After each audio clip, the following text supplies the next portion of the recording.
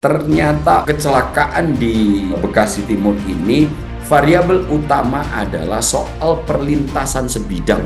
DJK Kemenhub telah merilis data bahwa perlintasan sebidang seperti yang ada di Bekasi Timur itu tidak tunggal, jumlahnya sangat banyak. Pak Prabowo sendiri sudah berjanji sekitar 1.800-an akan segera diupayakan diperbaiki dengan menyiapkan budget sebesar 4 triliun. Ini langkah yang menurut saya cukup agresif karena lagi-lagi ini bukan soal pembangunan ekonomi, ini bukan soal memberi makan yang stunting, tapi ini sudah menyangkut nasib nyawa manusia. Saya hanya berpikir, Mas Andi, jika waktu itu perilaku yang menurut saya sangat barbar dalam tanda kutip itu bisa disistematisasi dan dirapikan dengan paksaan pengelolaan yang sangat memadai. Mumpung Presiden Prabowo Subianto sedang memberikan perhatian khusus, mumpung Bang Dasko, Profesor Subianto Ahmad juga sedang memberikan perhatian, inilah saatnya PT KAI melakukan terobosan ulang untuk melengkapi transformasi landasan pondasi yang sudah dibangun oleh Pak Jonan. Apa yang dilakukan oleh Bang Dasko hadir di tengah-tengah kecelakaan di Bekasi Timur ini, selain mempercepat proses antisipasi, dan ini juga berdampak terhadap terkuaknya kotak Pandora yang selama ini menjadi endapan terkait persoalan-persoalan bangsa yang paling bawah. Meskipun banyak mendapatkan kritikan bahwa kerap kali turun ke persoalan-persoalan yang bukan tupoksinya, tentu saya sangat bisa memahami. Dalam situasi sistem yang banyak cancer, maka dibutuhkan kerja extraordinary. Tidak boleh dilakukan business as usual, harus ada breakthrough, harus ada terobosan. Dan ini kerap kali cukup berhasil dilakukan oleh Profesor Subianto Ahmad, Bang Dasko, dan juga Pak Prabowo untuk segera melihat gejolak-gejolak raja-raja kecil ini, akhirnya nanti mereka akan kelihatan wujudnya.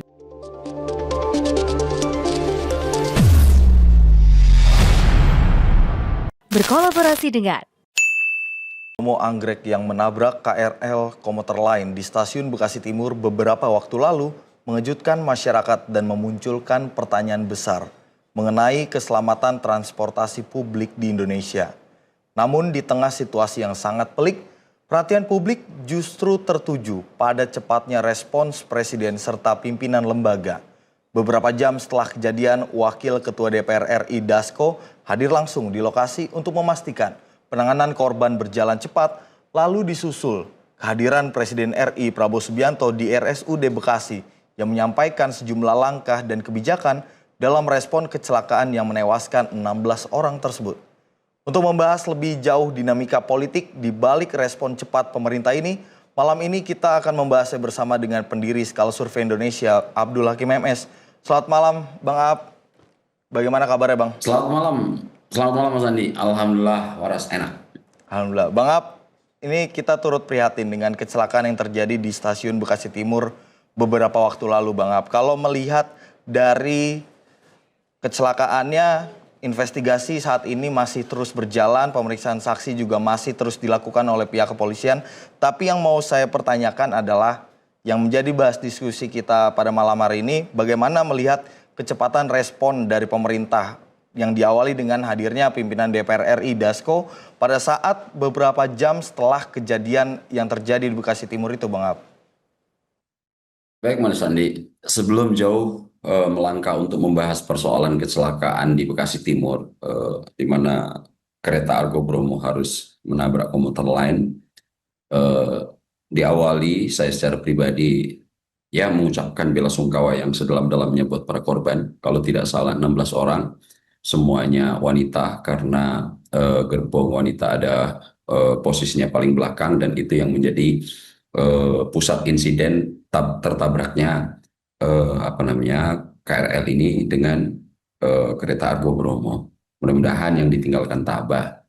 Itu yang pertama. Yang kedua, kehadiran sosok Bang Dasko beberapa jam bersama, kalau tidak salah, Raffi Ahmad sebagai utusan Presiden, menghadiri langsung, mengecek langsung kenapa kemudian kecelakaan ini bisa terjadi. Dan kemudian langsung pada saat itu juga mengkomunikasikan apa yang terjadi dan melaporkan bahkan update korban terhadap Presiden Prabowo Subianto.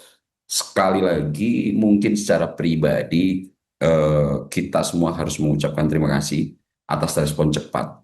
Karena apa?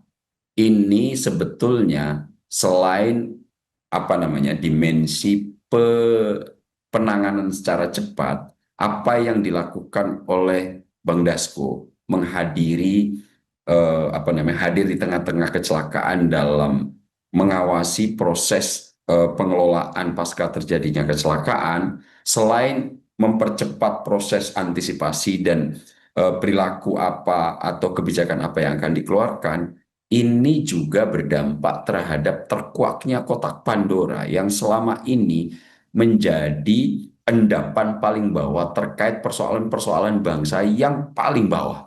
Kita tahu bahwa dalam dimensi kecelakaan kemarin banyak perspektif yang bisa kita bahas, Mas Andi. Di sana ada dugaan terkait dengan kelalaian manusia. Artinya ada tingkat kesalahan manusia yang cukup lekat di sana yang mengakibatkan korban itu terjadi. Ada juga yang mungkin bisa kita lihat dari sudut perspektif untuk apa namanya, belum mapannya teknologi dan komunikasi serta persinyalan antara satu stasiun dan stasiun yang lain, sehingga ini menjadikan terputusnya koordinasi antara satu stasiun kereta dengan stasiun yang lain yang mengakibatkan adanya kecelakaan itu. Selain itu, mungkin perspektifnya juga bisa kita arahkan kepada masalah-masalah terkait dengan eh, infrastruktur yang selama ini dalam beberapa puluh tahun terakhir, trek untuk tempat lajunya kereta itu hanya baru ada double track, di mana ini di sebelum tahun 2000 yang lalu hanya dari Jakarta sampai Surabaya itu hanya satu track. Ini juga menjadi dimensi yang banyak dibicarakan pasca terjadinya apa namanya kecelakaan ini dan hadirnya Bang Dasko sesaat setelah kejadian apa namanya kecelakaan ini apa namanya terjadi, ini betul-betul menguak kotak Pandora. Namun kemudian ada satu perspektif yang saat ini juga menjadi perhatian serius, Mas Andi, terkait dengan perlintasan sebidang yang mengiris rute jalur kereta api. Semestinya kalau kita apa namanya lihat secara lebih jauh peraturan-peraturan yang ada baik peraturan menteri di beberapa SEOP kereta api kemudian Dirjen apa namanya Dirjen Dewan Jenderal Kereta Api DJKA Kemenhub itu semua mensyaratkan apabila ada jalan yang memotong jalur kereta api maka harus dilakukan tidak sebidang, terutama di wilayah-wilayah perlintasan yang memang cukup padat aktivitasnya.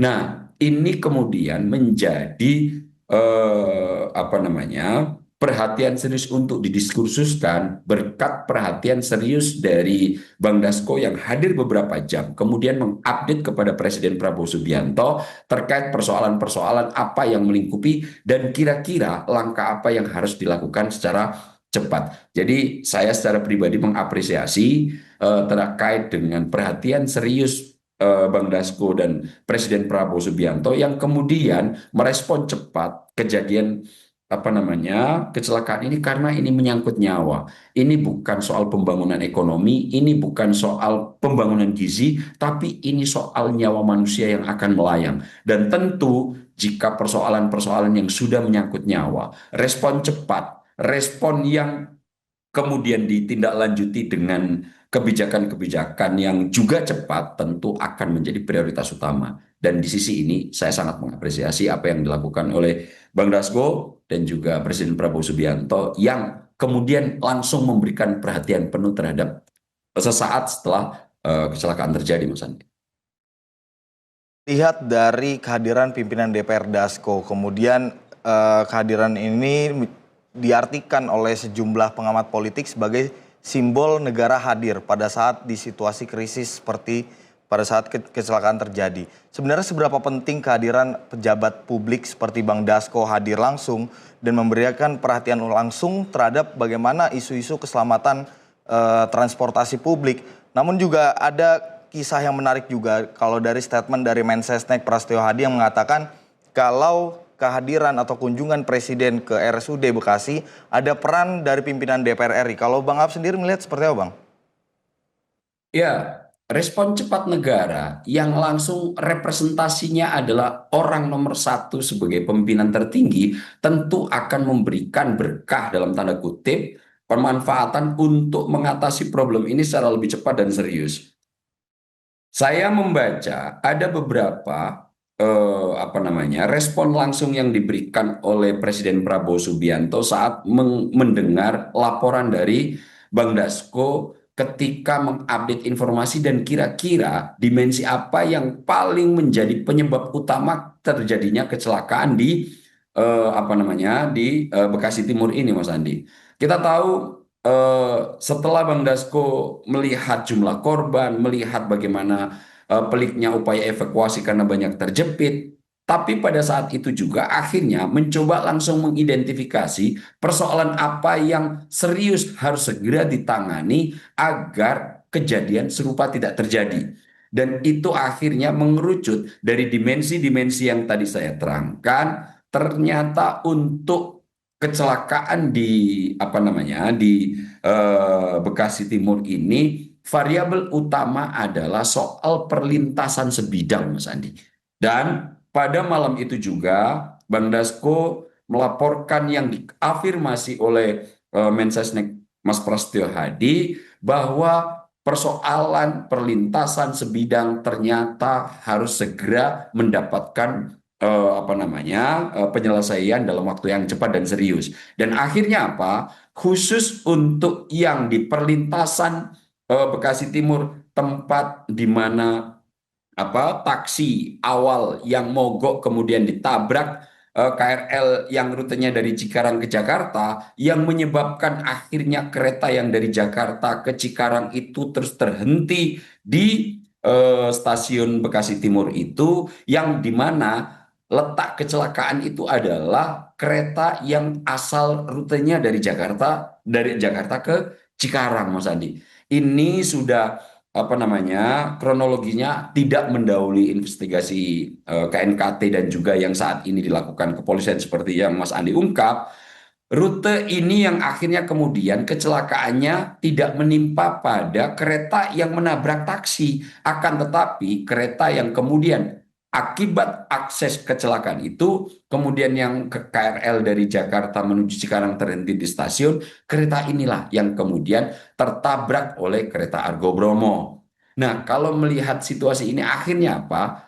Perlintasan sebidang ini menjadi krusial karena menjadi penyebab utama terjadinya kecelakaan yang kemarin harus merenggut 16 nyawa manusia dan seluruhnya perempuan. Nah, pada malam itu juga akhirnya dengan laporan Bang Dasko kepada Presiden Prabowo yang diafirmasi oleh Mensesnek dan Sekap Mas Teddy dan Mas Prasetyo bahwa akan digelontorkan bantuan dari pemerintah pusat sebesar 200 sampai 220 miliar untuk agar perlintasan sebidang tidak menjadi sebidang lagi. Apa yang akan dilakukan?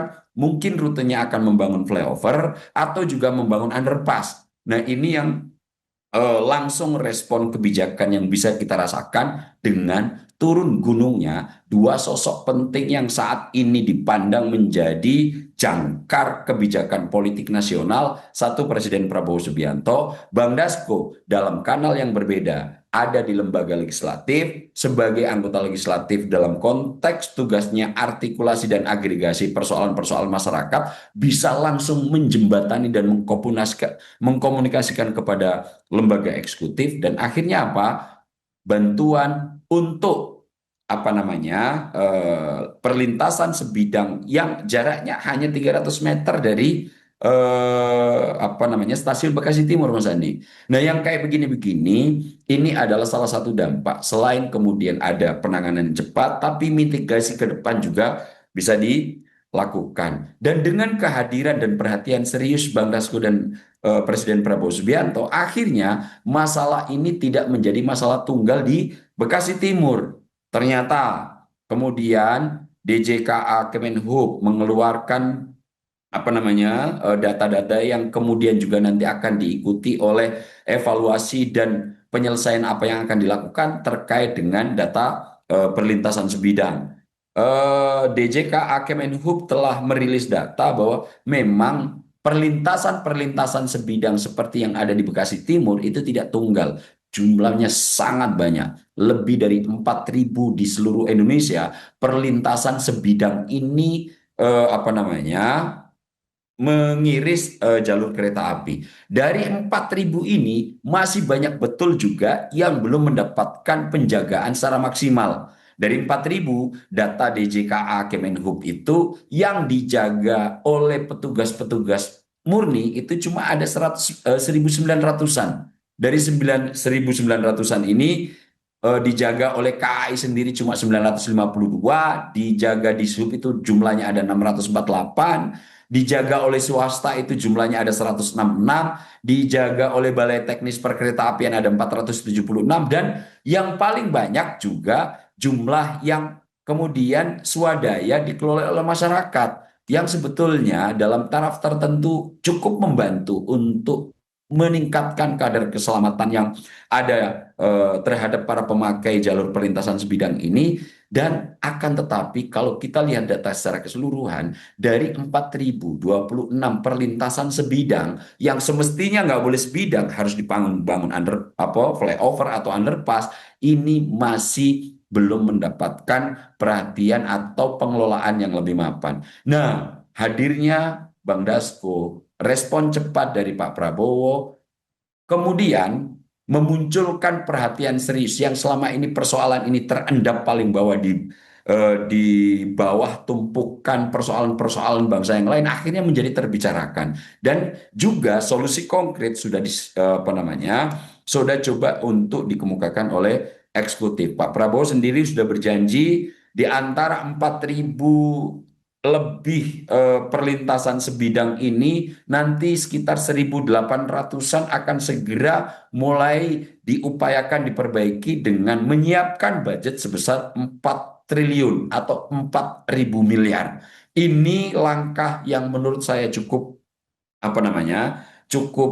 gesit, cukup agresif, karena lagi-lagi ini bukan soal pembangunan ekonomi, ini bukan soal memberi makan yang stunting, tapi ini sudah menyangkut nasib nyawa manusia. Dan nyawa manusia yang terenggut biasanya mayoritas adalah nyawa manusia yang sehat walafiat. Hanya gara-gara perlintasan sebidang, data dalam 5 tahun terakhir Mas Andi sudah ada 517 nyawa yang harus hilang gara-gara kurangnya pengelolaan terhadap perlintasan sebidang ini.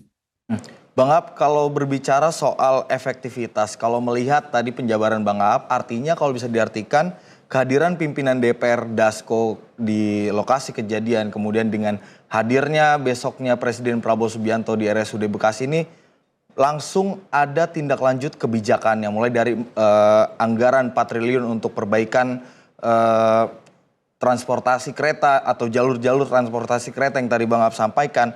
Nah, kalau melihat menarik membahas soal simbol negara yang hadir. Menurut Bang Aap, sebenarnya pesan apa yang ingin disampaikan oleh pemerintah melalui langkah cepat yang beberapa isu juga bisa kita lihat respon cepat pemerintah ini terjadi gitu Bang Aap? Sebetulnya Mas Andi ya, saya melihat harus dengan fair ya.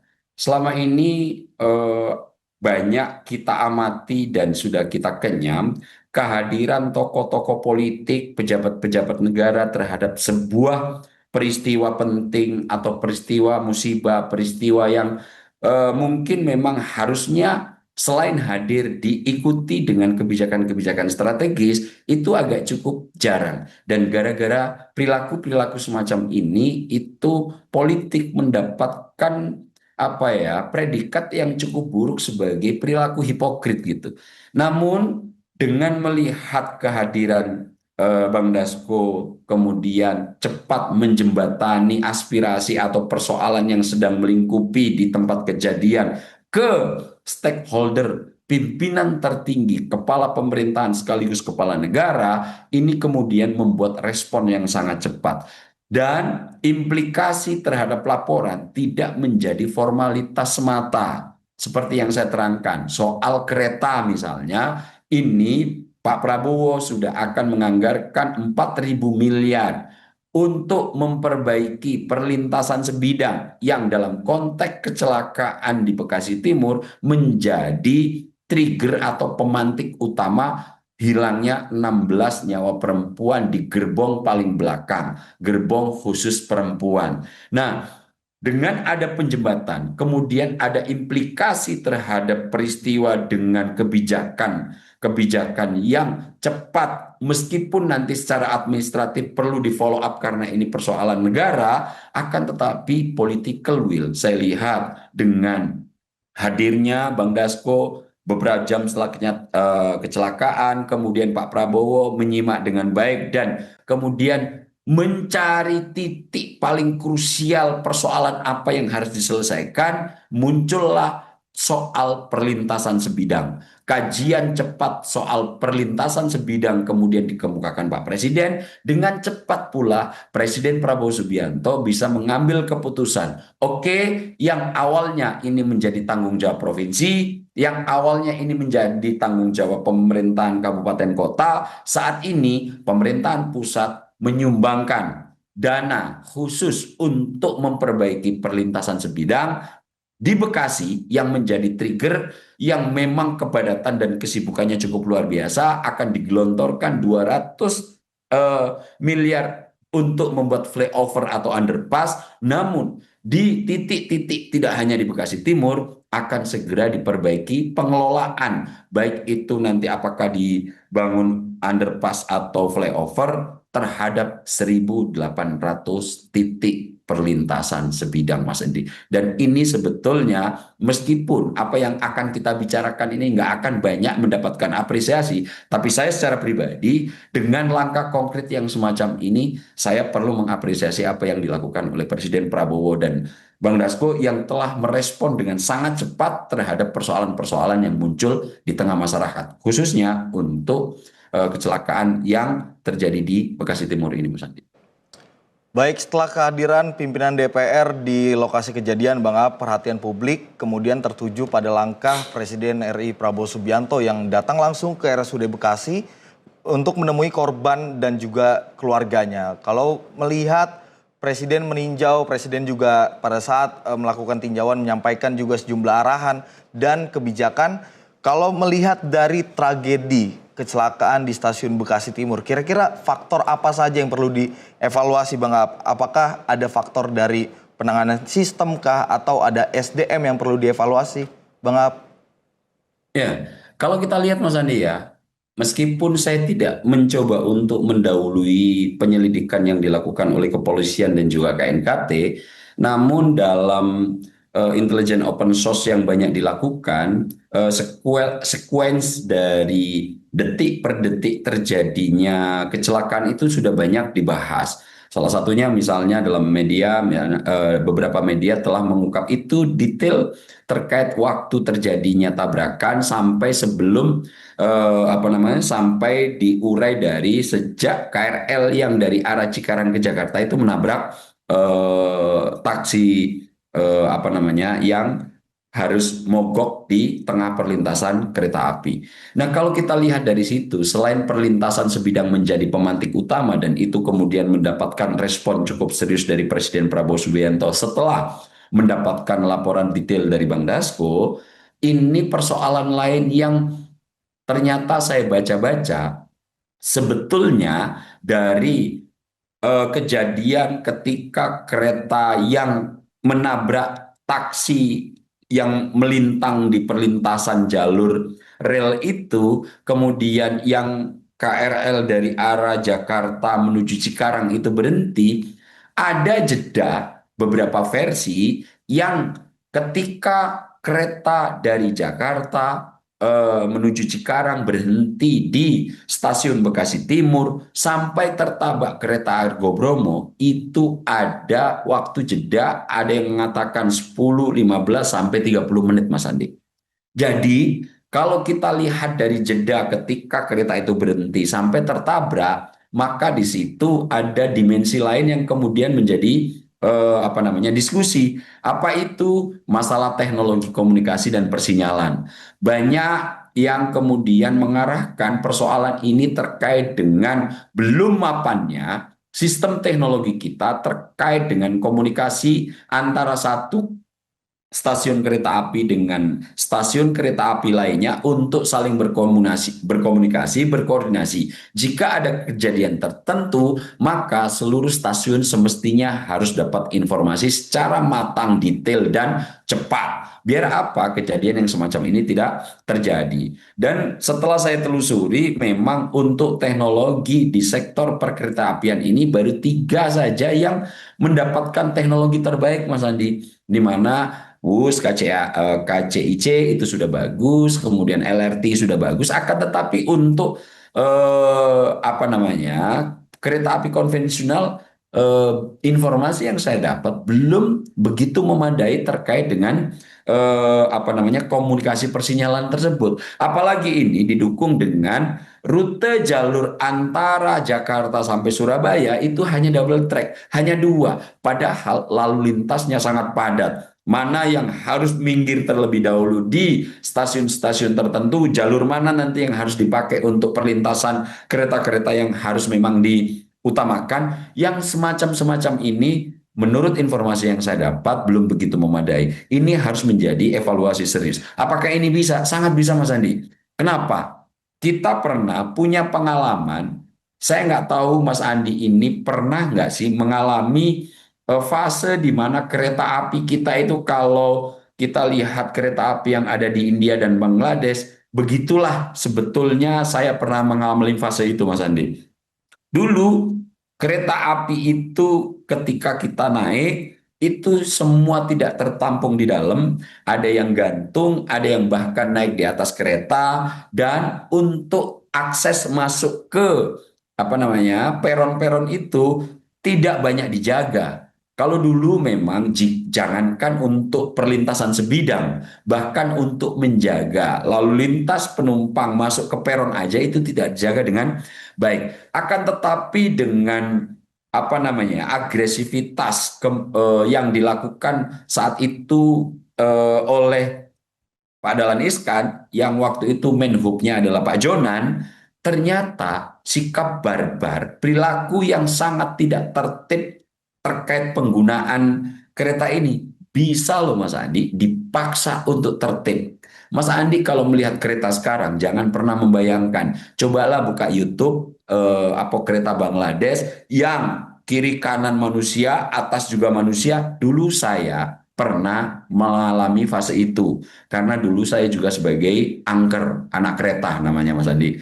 Nah, dulu saya tinggal di Bojonggede, naik KRL itu menuju kampus saya di Lenteng Agung. Di situ tiap hari harus berjuang untuk bagaimana dapat space, bisa terhantar dan berpindah tempat dari Bojonggede ke Lenteng Agung ataupun begitu sebaliknya. Akan tetapi dengan transformasi yang cukup luar biasa yang dilakukan Pak Jonan, bisa tertib, semua peron satu akses, tidak ada lagi yang tidak bayar tiket. Nah, saya hanya berpikir Mas Andi, jika waktu itu perilaku yang menurut saya sangat barbar dalam tanda kutip itu bisa kemudian disistematisasi dan dirapikan dengan paksaan pengelolaan yang sangat memadai. Tiketing saat ini bagus, semua kereta ber-AC, nyaman, itu yang bisa kita bayangkan. Bahkan untuk kereta yang waktu itu ketika saya tahun 2000-an itu, yang dari Jakarta ke Surabaya pun sebaliknya, bahkan lebih pedih. Toiletnya bau, kemudian penumpang yang naik itu lebih dari kapasitas yang seharusnya, itu semua bisa dirapikan. Nah, semestinya jika di fase itu bisa diselesaikan, apalagi ini hanya soal teknologi. Jika KAI mampu dan mau serta berani bertransformasi, inilah saatnya. Mumpung Presiden Prabowo Subianto sedang memberikan perhatian khusus, mumpung Bang Dasko, Profesor Subindeso Ahmad juga sedang memberikan perhatian, persoalan tentang teknologi komunikasi dan persinyalan ini harus juga segera diselesaikan. Terkait yang lain, masalah manusianya juga kerja untuk betul-betul mengabdi dalam konteks keselamatan para pemakai dan pengguna kereta api ini juga sangat harus diperhatikan. Kenapa? Kejadian kecelakaan kemarin, beberapa laporan yang saya baca menimbulkan apa namanya situasi traumatis terhadap para penggunanya. Jangan-jangan kita yang sudah apa namanya menggunakan transportasi kereta yang ada di darat aja juga bisa meninggal kapan waktu. Bahkan saya kemarin bertemu dengan beberapa teman saat ini pasca kejadian kereta, mereka ketika turun dari stasiun merasa bersyukur bisa sampai dengan selamat. Oh, kita ternyata jangankan pesawat, naik kereta saja kita bisa kehilangan nyawa kapanpun. Nah, jiwa traumatis yang semacam ini terus melekat sehingga untuk persoalan di dimensi manusianya juga menjadi perhatian. Dan mudah-mudahan segera nanti dipikirkan untuk apa namanya rute rel kereta ini tidak hanya double track yang seperti sekarang Mas Andi, juga nanti ditambahkan untuk rel-rel yang khusus Jakarta, Surabaya, Sumatera, di daerah Sumatera, Sulawesi itu juga segera mulai dipikirkan bagaimana jalur-jalur ini bisa perlintasannya sesuai dengan peruntukan. Meskipun ini bukan prioritas utama, tapi yang paling apa namanya harus diprioritaskan adalah persoalan perlintasan sebidang, kemudian nomor dua adalah soal persinyalan dan jalur komunikasi dengan menggunakan teknologi terbaik antara satu stasiun dengan stasiun yang lain agar kejadian yang sebetulnya sangat bisa untuk dicegah ini tidak terjadi lagi. Dan tentu soal bagaimana ada dedikasi dan jiwa untuk melindungi dari para pelaku perkereta-apian. Ini tentu akan menjadi persoalan serius dan evaluasi agar persoalan-persoalan yang semacam ini segera bisa diatasi. Lagi-lagi ini soal nyawa manusia, ini soal bagaimana orang akan kehilangan orang tersayang, kehilangan tulang punggung, kehilangan orang yang paling bisa mendapatkan sandaran oleh keluarga di rumah. Jangan sampai ini terulang lagi, jangan sampai ini menjadi presiden buruk. Dan kebetulan saat ini Prabowo Subianto dan Sufmi Dasko Ahmad di dua kanal yang berbeda dalam pemerintahan dalam arti luas, satu sebagai eksekutor di eksekutif dan satu sebagai artikulator dan agregator kepentingan-kepentingan masyarakat lagi tune in. Inilah saatnya PT KAI melakukan terobosan ulang untuk apa namanya melengkapi transformasi landasan pondasi yang sudah dibangun oleh Pak Jonan, Mas Adi. Bang, apa artinya modernisasi sistem keamanan, kemudian pengendalian kereta api perlu dilakukan dalam waktu dekat, langkah cepat yang paling mendesak, yang paling mungkin dilakukan pada saat waktu dekat seperti ini? Tadi yang Bang Ab jabarkan, perbaikan perlintasan kereta sebidang, kemudian komunikasi antar stasiun seperti itu. Tapi kalau dari sisi aspek psikologis para pengguna kereta, tadi Bang Ab sempat menyampaikan ada teman-teman Bang Abdul Hakim MS ini sedikit agak traumatik ketika ingin menggunakan kembali kereta sebagai moda transportasi publik. Bagaimana langkah pemerintah, kemudian dari Kementerian Perhubungan kembali mengembalikan kepercayaan masyarakat terkait dengan transportasi kereta api ini, Bang Ab? Saya sangat berharap ya, ada pernyataan serius yang dikeluarkan oleh lembaga-lembaga terkait untuk segera mengembalikan sisi psikologis masyarakat ini terkait dengan ketidaknyamanan dalam tanda kutip, rasa aman yang sangat terancam ketika menggunakan transportasi ini yang sebetulnya Mas Andi, semua orang bilang di antara semua kendaraan transportasi yang ada untuk di darat, sebetulnya kereta itu adalah yang paling aman. Itu asumsi semua orang. Kenapa?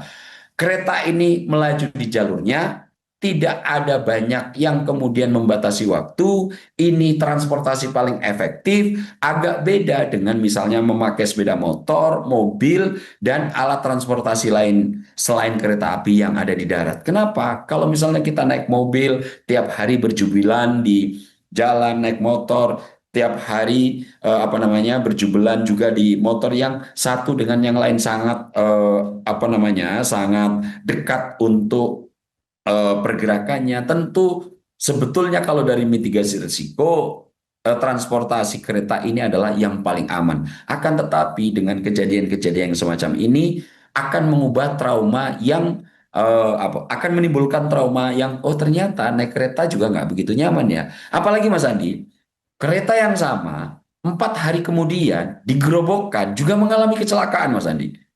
Itu pun karena perlintasan sebidang yang tidak dijaga. Satu rombongan keluarga untuk mengantarkan ibadah haji harus kemudian kehilangan nyawa. 4 korban nyawa, satu keluarga meninggal dunia persis 3 atau 4 hari setelah kecelakaan yang terjadi di Bekasi Timur. Lagi-lagi persoalannya Pak, perlintasan sebidang yang tidak dijaga.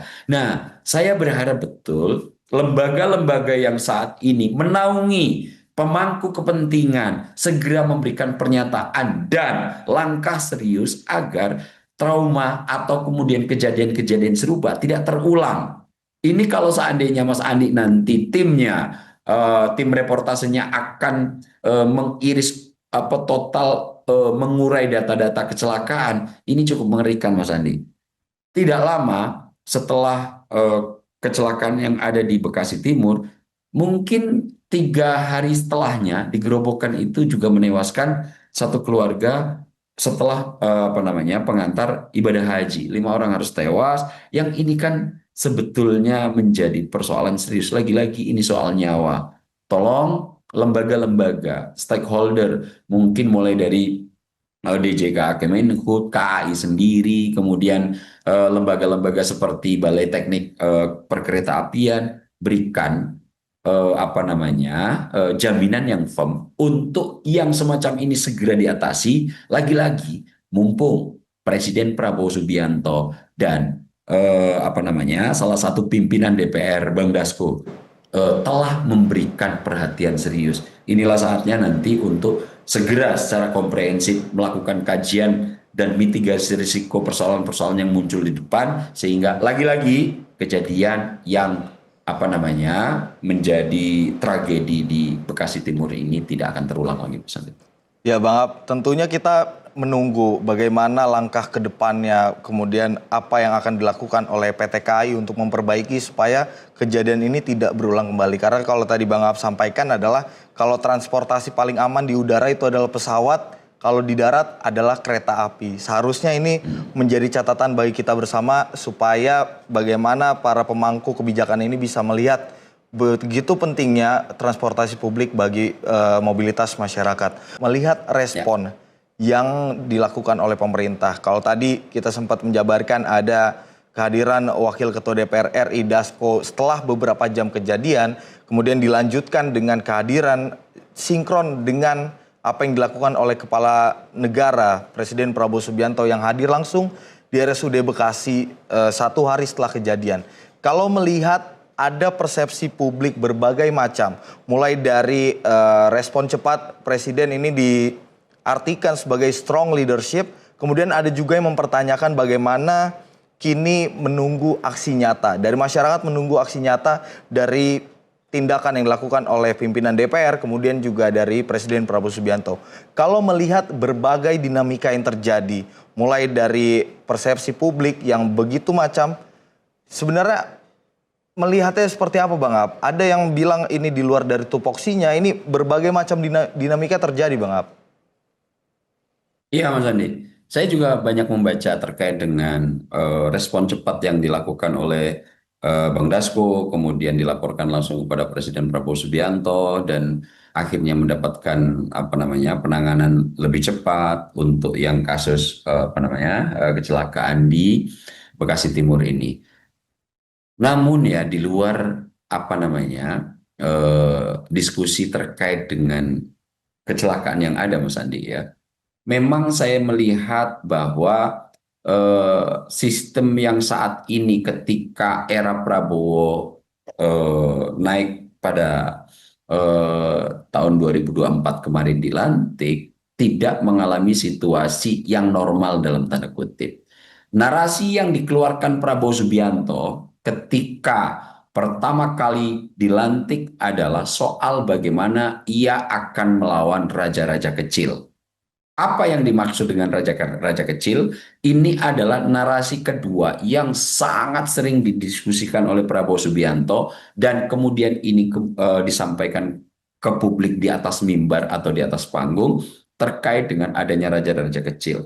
Selain yang pertama tentu adalah kekayaan negara harus kita ambil alih. Dan itu kemarin Pak Prabowo sudah memamerkan dalam 4-5 bulan terakhir ini sudah berhasil mengembalikan kekayaan SDA terhadap kas negara cukup besar. Yang terakhir kemarin adalah 10,5 triliun yang sudah diserahkan oleh Kejaksaan Agung terhadap Menteri Keuangan yang disaksikan langsung oleh Pak Prabowo. Yang sebelumnya hal-hal serupa juga telah dilakukan mulai dari 13 triliun kemudian terkait dengan pajak CPO gitu, dan banyak sekali data-data yang telah saya kemukakan. Mungkin hampir puluhan triliun sudah bisa dikeruk kembali dan bisa diambil lagi. Sekarang 4,2 juta hektar izin tambang dan izin hutan sudah diambil alih terkait dengan upaya Prabowo untuk menyelamatkan sumber daya alam kita biar tidak begitu rakus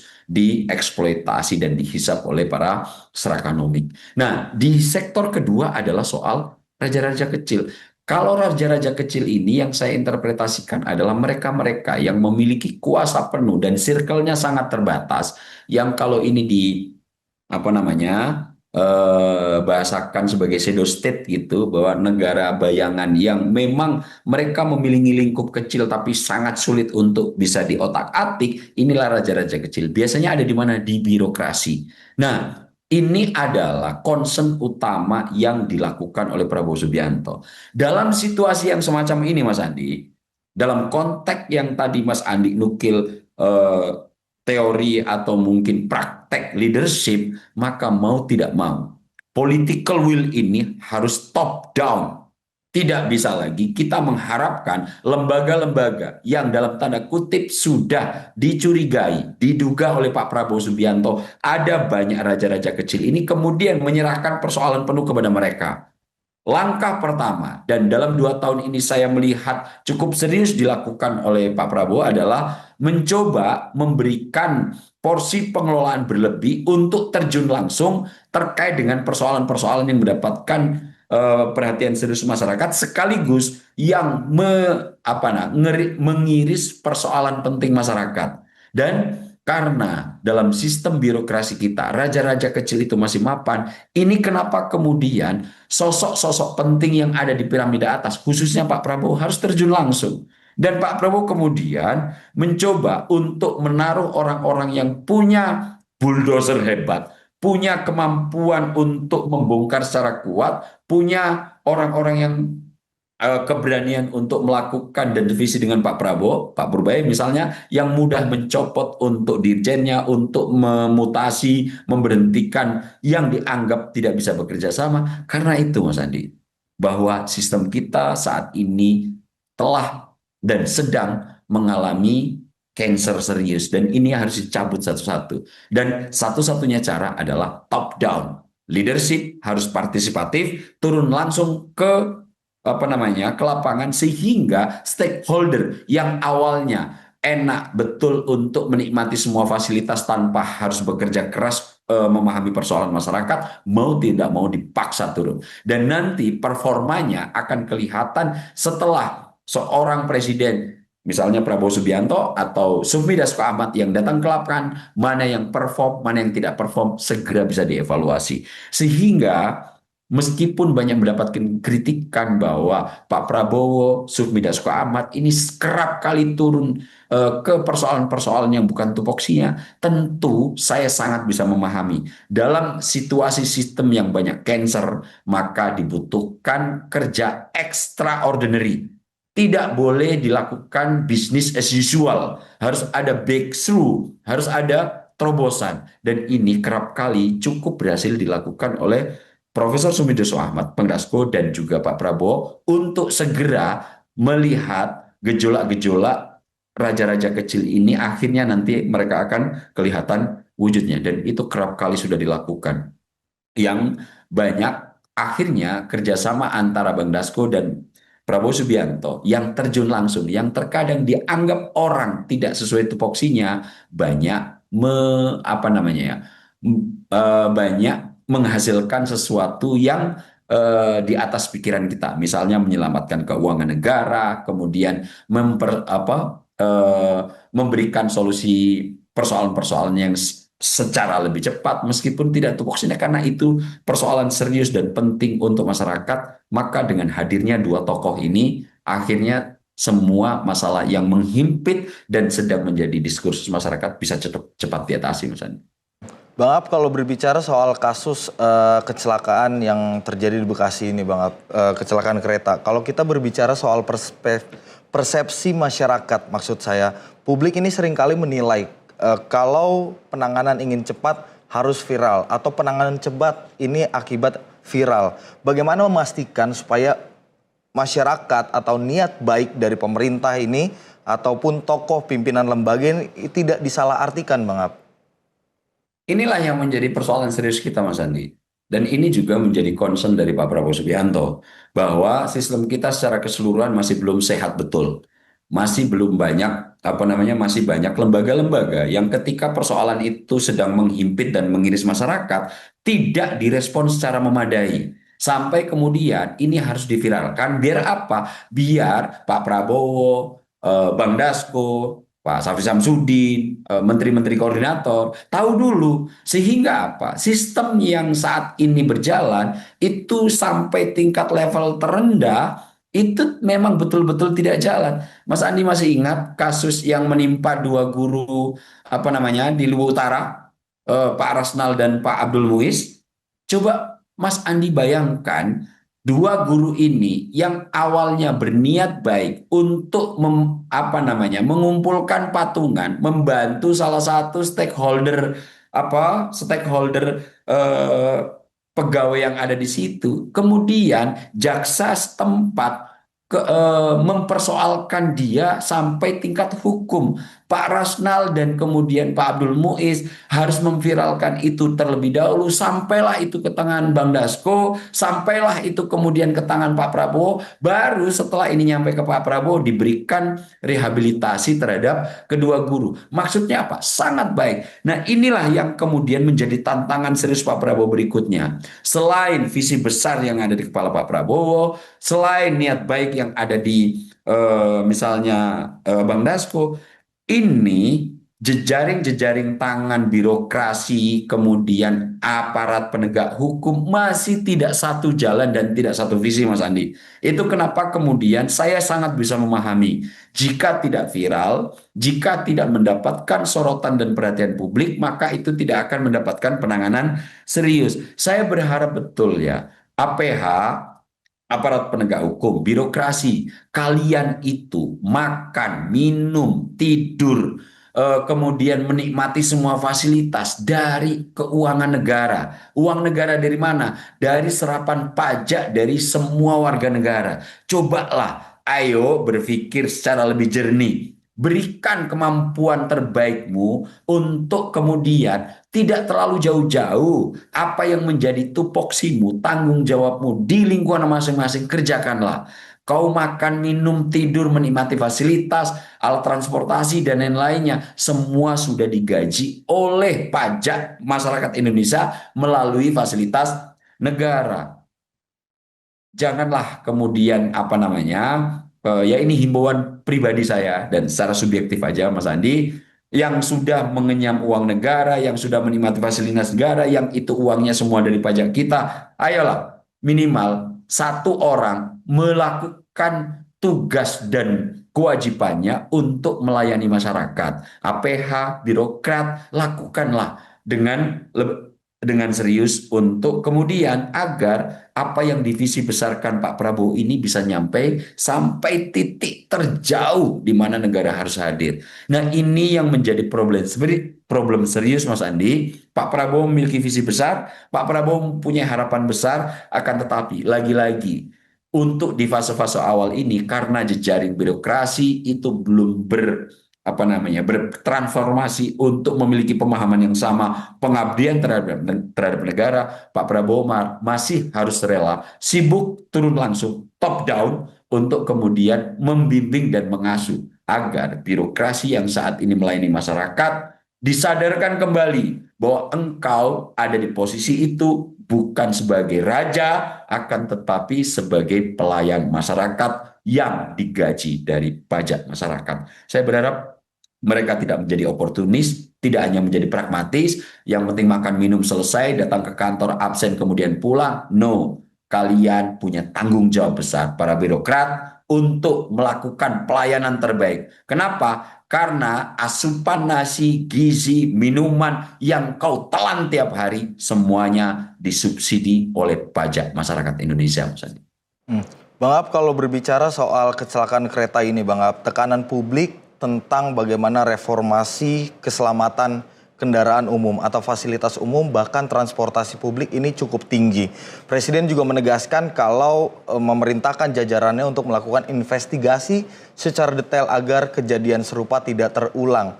Melihat respon dari jajaran kabinet, ini langsung bergerak cepat semua, kemudian bisa dilihat Menko AHY langsung melakukan peninjauan dan mengatakan kalau akan segera menggencarkan proyek perbaikan perlintasan kereta. Kalau dari pernyataan Presiden itu, Bang Ab, apakah bisa diartikan bagi kementerian, lembaga ataupun badan ini menjadi tekanan moral untuk berbenah secara total melihat kejadian seperti ini tidak terulang kembali, Bang Ab, dalam pelayanan publik tentunya?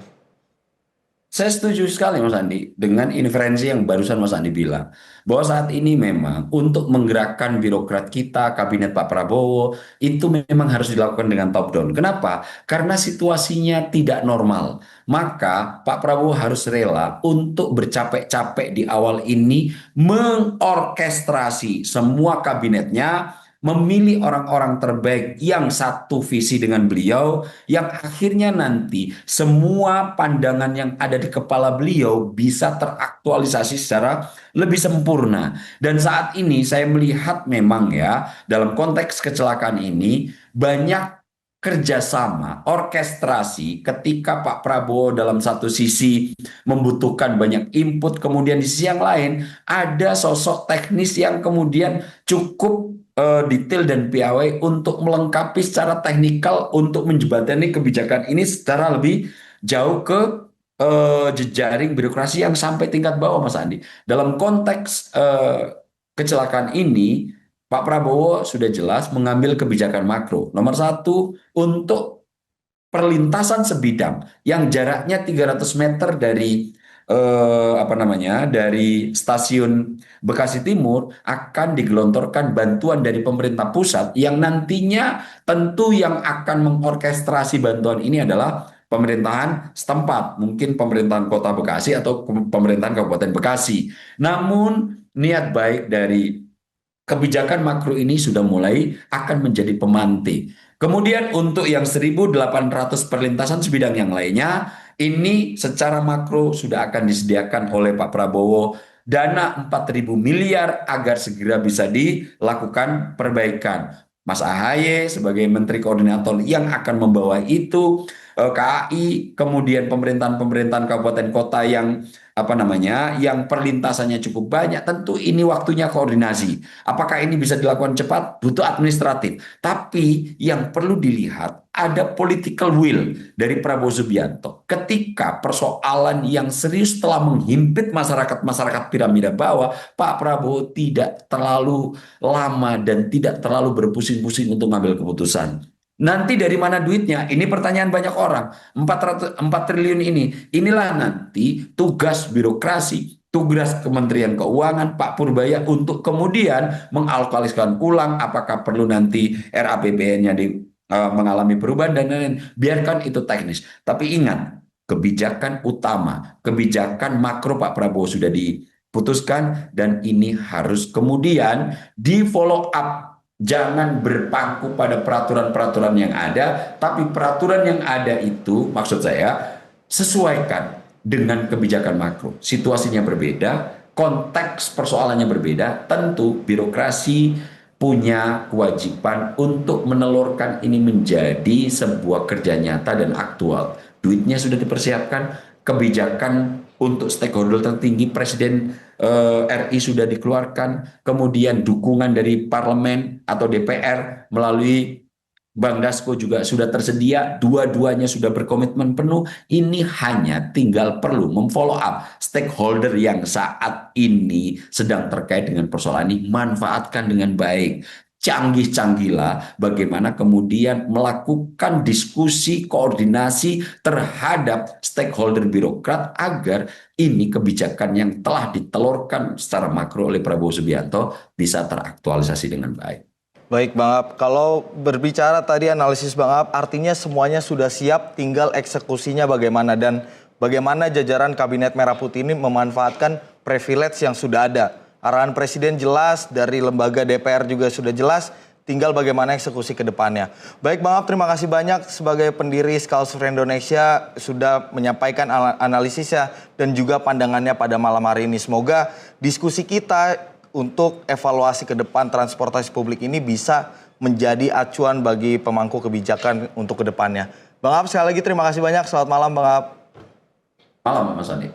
Terima kasih sudah menonton video ini sampai akhir ya. Agar tidak tertinggal video-video kami selanjutnya, yuk jangan lupa tekan tombol subscribe dan nyalakan lonceng notifikasinya. Dan untuk berdiskusi, silahkan tulis pendapatmu di kolom komentar ya.